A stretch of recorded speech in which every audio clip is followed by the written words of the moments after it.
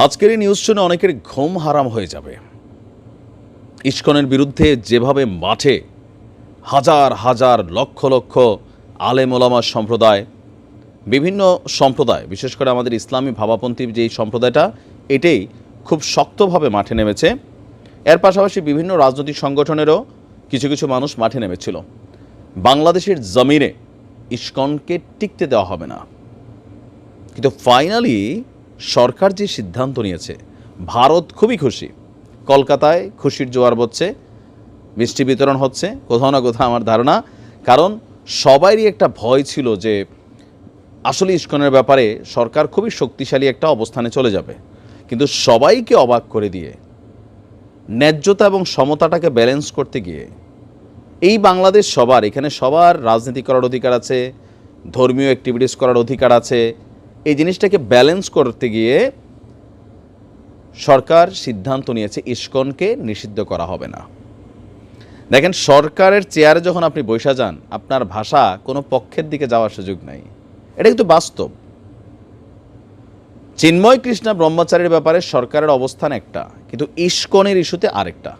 চিন্ময় কৃষ্ণার ব্যাপারে তার bank account freeze করা হয়েছে, তার বিরুদ্ধে অনেক রকম হচ্ছে, কিন্তু সরকার সেখানে কিন্তু আমরা দেখছি শক্ত ভূমিকা পালন করছে। বাট ইসকন বাংলাদেশ, এটার ব্যাপারে সরকারের অবস্থান খুবই ক্লিয়ার। যদিও চিন্ময় কৃষ্ণার ইস্যুতে ইসকন নিষিদ্ধের দাবিতে সারা বাংলাদেশে একাংশের আলেম ওলামা সম্প্রদায়, তারপর হচ্ছে রাজনৈতিক সম্প্রদায়, তারা কিন্তু শক্ত একটা অবস্থান নিয়েছিল।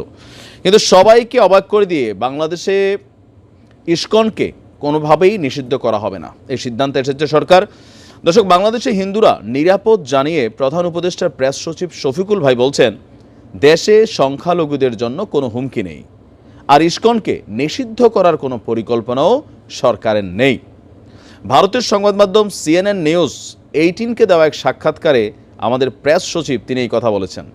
ভারতের গণমাধ্যমকে দেওয়া সাক্ষাৎকার। আর আমাদের দেশের গণমাধ্যম, আমি যেখান থেকে নিউজটা করছি, কালের কণ্ঠ, তারা আপনার এই পত্রিকার রেফারেন্স দিয়ে বলছে যে ভারতের আরেক সংবাদ মাধ্যম হিন্দুস্তান টাইমসও এই খবর জানিয়েছে।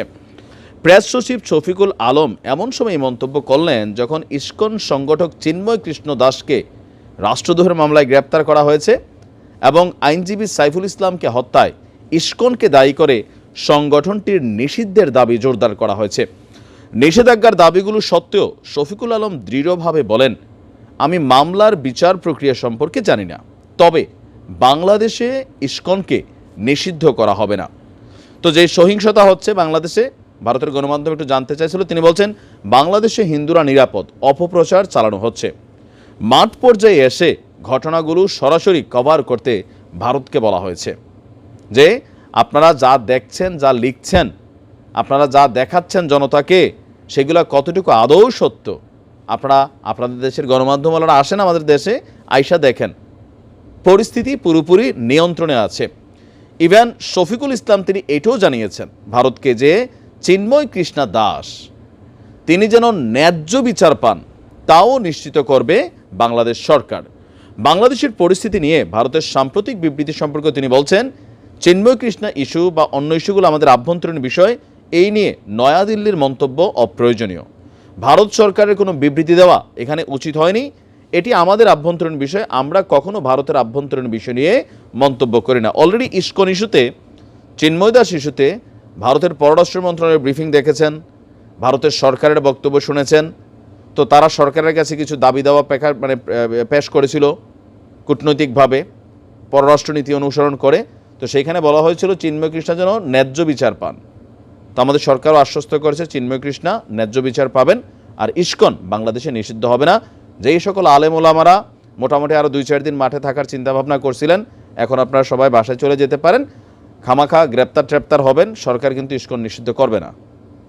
কারণ চিন্ময় কৃষ্ণার অ্যাক্টিভিটিস এটা আউট অফ ইসকন ইস্যু, এখানে যেটা বোঝা গেছে।